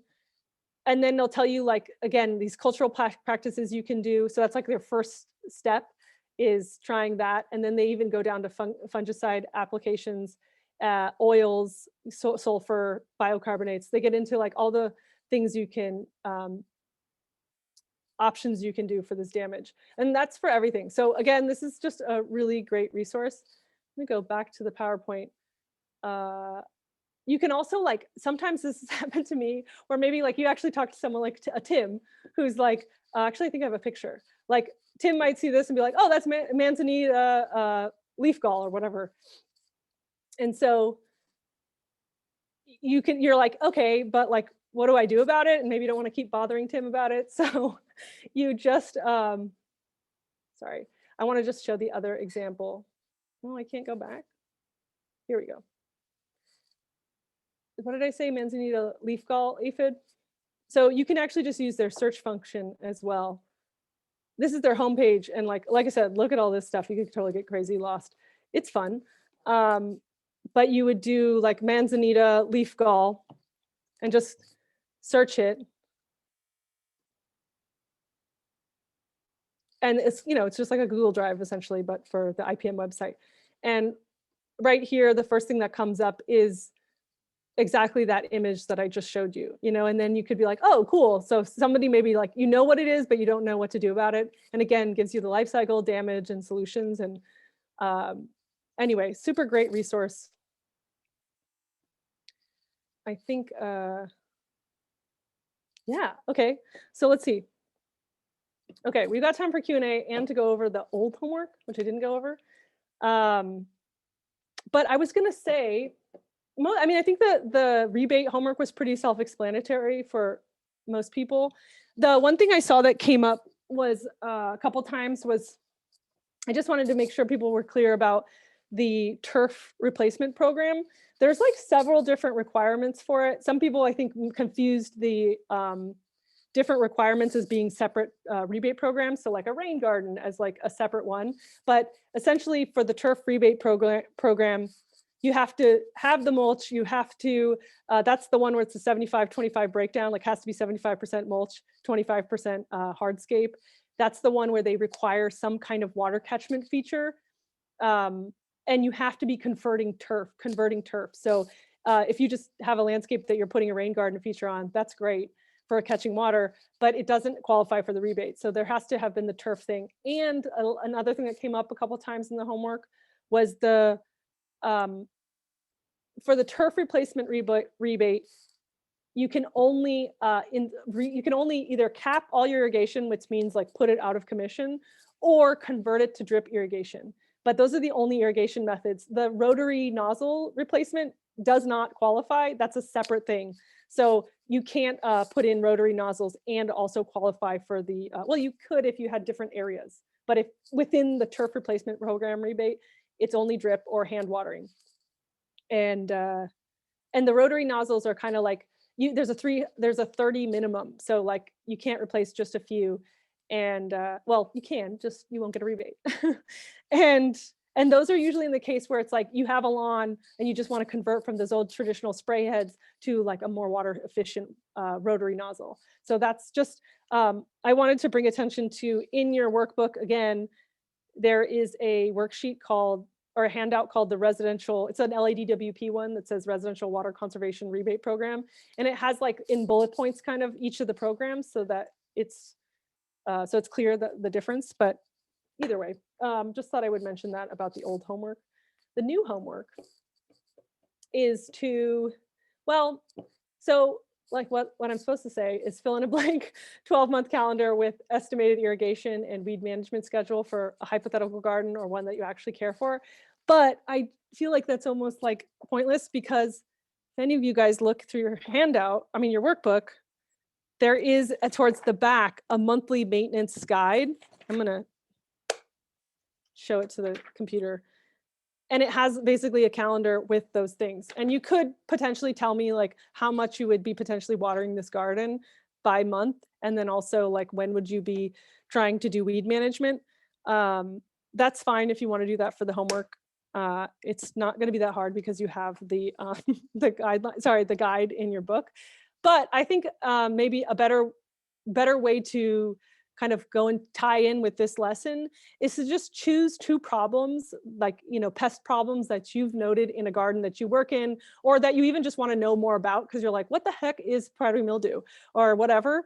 And and go research it on the website, the UC IPM website, and tell me what are the strategies that they suggest. And you can even say, like, I was in a garden with this much damage, so I think I would just use the hose method, or it was so bad I would use this method. So I would much rather see that homework. You get points for all of it. I mean, and don't feel like you have to do one or the other. If you want to do the calendar, fine. That's actually what's in your workbook. That's what it says for this lesson. But I think a more interesting and better use of your time would be to navigate that website, because it's so fun, and who doesn't want to do that on a Friday night? And yeah, like go through some, like, a pest problem you've seen before, and kind of like get into the weeds on that website, because that's what I do. So that's your homework. I guess we can do questions. We got plenty of time as usual. Made it through it really fast. I have a question, Claire, about that. So obviously, I'm assuming you want it for native plants, Yeah, I mean, or what if? I'm okay if you want to use like a vegetable stuff too, but ideally, maybe try to go for something that you've seen on native plants too. But yeah, it's okay. I think it's just to get to know the website, but ideally, I think it's good to navigate the native plant section of the website, because there aren't, doesn't have all of them. So just maybe do one and one. Obviously I'm pretty lenient on this kind of stuff, but yeah. Claire, I have a problem Yes. with the fruit tree. Is that okay? Say that again. I have a problem with the fruit tree and I want to look into that. Is that Yeah, okay? for sure. I think, yeah, like if you can find a native or just a problem you want to look into, like a fruit tree, that's a great example. Because actually, yeah, a lot of these things, a lot of pests kind of hit both, but feel free to. I want everyone to get to know the website. Maybe I'll get like a spanking or like a, come down for that, but Claire, I have a question for you. yes. Hi, for the green, the green ceanothus tree, green bark ceanothus tree. Yeah. Every spring, summer, I get, something on the bottom of the leaves. On the underside? Yes, And what's it look like? Or what? they're like white flies Oh, on the Is green it bark white flies? ceanothus. I believe so. yeah. I would say look that up on, that's like the pests that we went over today are just kind of common ones. But like I said, there are so many possibilities. Well, it was was that? kind of bad last year, and even like it wasn't going to take over, but I could see, the leaves. It was moving. Like I was afraid that it was going to eventually damage the tree. Like it was But spreading. it went away. But again, it'll probably come back this spring. So, anyways, I'll obviously use that as an example. Yeah, and that might be a good example of, because you have this, that's a great kind of use of IPM where you have the experience, the lived experience of like, I know this happened last year. So potentially there might be like a preventative measure that you take before they show up, to be like, again, like not quite sure with whitefly specifically, but again, like whatever's on IPM, and then you'd be like, oh, great, their life cycle starts springtime, and you have that lived experience too, and then applying something or doing something right before they become active. Excellent. Thank you. Yeah. Anyone else? I guess I should review the chat.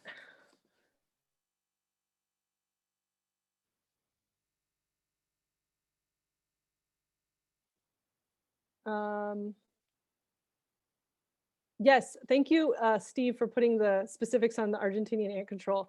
That has a great, I also looked at this blog post, and it has a real good step-by-step of if you're dealing with it, because they are, obviously, I talked about them a lot and I'm getting into it again, but Argentinian ants, that's a great resource, that website. Yeah, any other questions? I mean, pests is Yeah, like, it's Jane. Hi, And Jane. I had last year I noticed on the Coast Live Oaks this jumping, I guess jumping oak gall.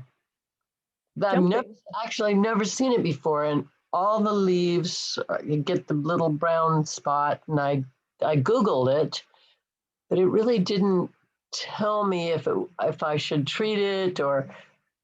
you know. Is it, because galls tend to be like a deformation or something like a, These are like little tiny, tiny, tiny, like the size of, less than the size of a grain of rice. And they naturally, when they're really active, they're jumping around. You can hear them jumping. Jumping within onto the thing, within the gall, or it's no, something they on the jump. outside? I'm not sure. They jump down onto the surface below. Oh, And they're and I Googled it, and apparently it's a big deal, but I didn't treat it, but my neighbor had his tree sprayed, and I thought, I don't like to spray right. trees if if it's not Right. necessary. Did you like, was the damage like for at least, I mean, obviously for your neighbor, it was something where their threshold was like, I got to get rid of this. Right. But for you, was it like, oh, this isn't so bad, or it like tapered? But Oh at some yeah, point? I mean, I just thought, oh, it's a natural thing. It's a natural cycle. And when I went to Descanso Gardens, I saw all of the oak trees had it as well. So it's yeah. like a huge, widespread thing. Yeah. I kind But- of love galls. I think they're really cool. But I mean, and I kind of like to, I mean, to me, it's all about selling it, selling, not that I'm Yeah. trying to say like sell the pest.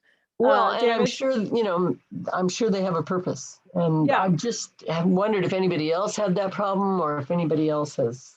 I'm not familiar with it, but I have seen some wild gall situations that are Right. very Well, I interesting. mean, we get the big giant apple gall, they're Yeah. the size of a, I don't know, baseball. Like the oak apple galls. Right. But these are Yeah. tiny, and they're on the bottom side of every single leaf on the tree. I've seen ones on the bottom sides of the leaves on kind of like scrub oaks and things, but not really what you're saying, but on the bottom side, small, but more like the tip of like an eraser of a pencil, but this like the coolest, like hexagonal, weird shaped thing. I mean, galls are all sorts of, I mean, I'm not surprised if you found something like that. But yeah, I think it's like, again, with native plants, it's like a lot of them have evolved with these pests. Right. I'm not sure in that case, but I'm like, maybe look that one up again on the UC website, the IPM website. And just so, Right. because that would be cool. I would love to read about that on your homework and be like, oh, Right. that's what that And guy is. It's jumping, so you can actually on a kind of a quiet day, you can hear them like all the galls will be on the ground under the tree on a let's say a concrete driveway. Like, yeah, so galls are typically like, it's like there could be aphids that create them. Sometimes it's like a fungal pathogen or Well, it this can is be actually- like a wasp. And it's a so wasp. yeah, so sometimes the larva is inside the gall and it sorry, I This thought someone case, was it speaking. is a wasp Oh, for Carol, great. oaks, and it usually is a cyclical thing that they're brought into ecological balance by some kind of parasite, a predator, and so it's usually there's nothing that needs to be done, and it'll just balance itself out over time. Yeah. Great, thank you. I thought, well, what are you even spraying? If you're, are you spraying, the galls already have fallen or jumped off, so. Right. Yeah. And Anyway. whatever the person sprayed may have had some deleterious effect on some beneficial insects too. Exactly, yeah, Yep. That's what I say. Thank you.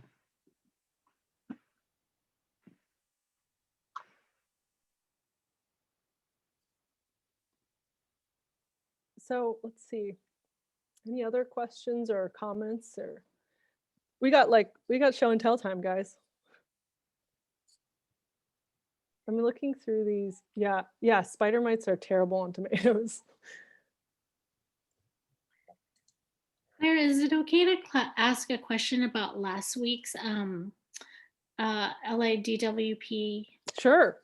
Well, I heard from my client this last week that she had heard that in Santa Monica that there were a lot of people who had applied for the rebate program, but that a lot of homeowners were saying that they ran out of money for the Santa Monica area. Is that right? Is that true? I don't know specifically because I don't work at LADWP, but I do know that the annual, like kind of, they have like an annual amount that they like, I don't know if it's broken down like that, but I do know there is an amount that can be exhausted in the year. So like, if you're concerned about that, and I think probably this year with a lot of people at home, people were gardening and potentially doing the rebate program, they suggest that you apply earlier in the season, which I think is the fiscal season. I think that's something you can look up, but I'm not sure. But yes, they can exhaust the funds. That is possible for it to happen. That's a good point. I have a call into Martha, and like I called them and left a message, and we just haven't been able to sync up yet. But Well, Santa Monica is its own city. It's not part of LADWP. Santa Monica is, I don't think Santa Monica has LADWP. Right, so you still would maybe potentially qualify for the SoCal, because there's like I think $1 of it comes from LADWP or like Department of Water and Power, and then $2 comes from the kind of bigger water industry like thing, the MWD or whatever. Right. So they might still qualify for portion of it, like kind of those areas that aren't within LA proper can sometimes still qualify. But your point to the exhausting of the funds, yeah, that might also be something specific to Santa Monica. Like maybe they have, more people applying in the smaller, funds amount or something like that. But yeah, like, sorry, I can't really, I know that's possible, but I can't really answer your question. Yeah. That's a great, glad we had Martha and you can email her.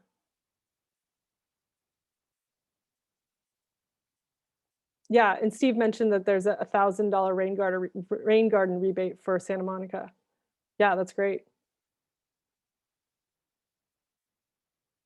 Yeah, the rebate says if it works, it's great. But I have seen them like deny people, again, like that's what Martha was saying, is making sure to follow their guidelines, because I have seen them deny. It's not just like they're like, oh, cool, you did it. They're checking somehow. Any other like questions from any of this or comments, or anyone want to talk about Argentinian ants some more? Because that's what I had a quick question. Just what are some plants that you recommend that are essentially bulletproof or are less susceptible to all of these sort of pests than others? Well, I mean, Just off the top of your head. Sorry, go ahead. What was the last part? Oh, no. Sorry. I was just saying just off the top of your head. Yeah. Yeah. I mean, I really want to emphasize that like it really depends too. Like, again, what kind of soils you have, and because we're going through all these different components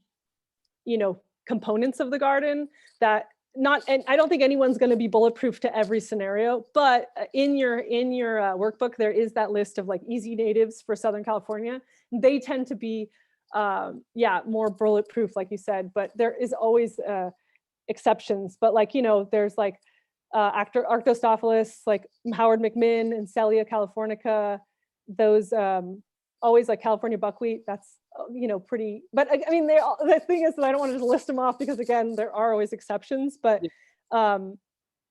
there's like, I've got the list here actually. Yeah, you have like Toyons, Ceanothus Ray Hartman, red fairy duster, deergrass, Erigeron glaucus. This is your list here, but again, I would always kind of like check in with what your issues are in your garden. So like, you might not be the same for like a coastal garden or a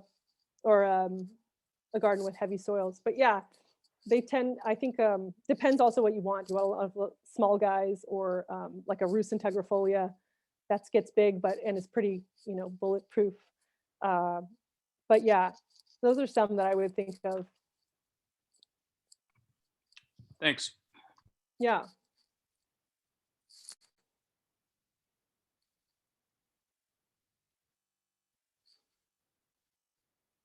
Let's see. Gosh, I don't even know. I'm lost in the chat. Yeah, any other stuff? I mean, I don't feel like I'm answering anything.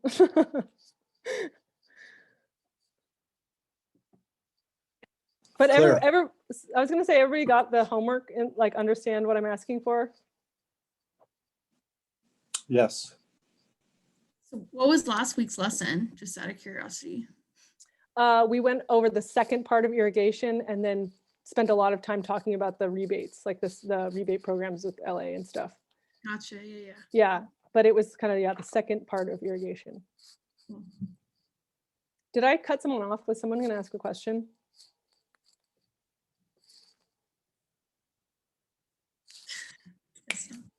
Guess I like, okay.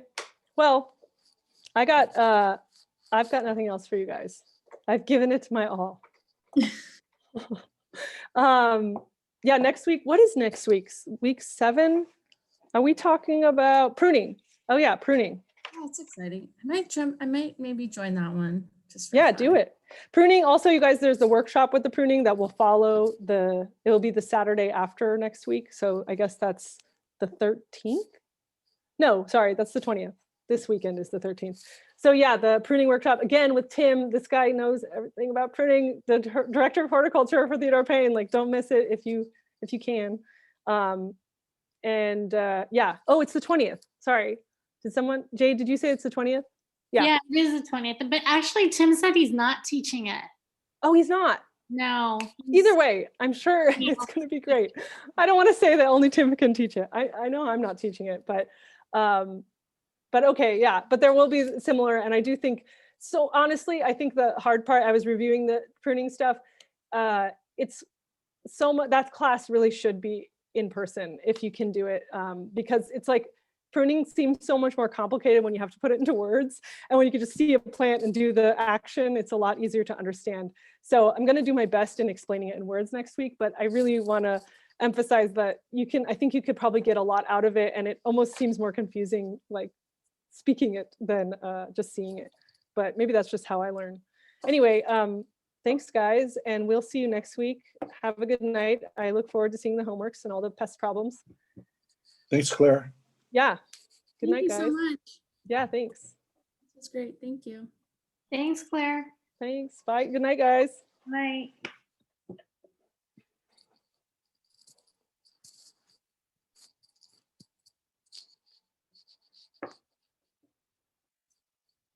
I'm going to sign off. Night, Ben. Night, everyone. Night, Claire.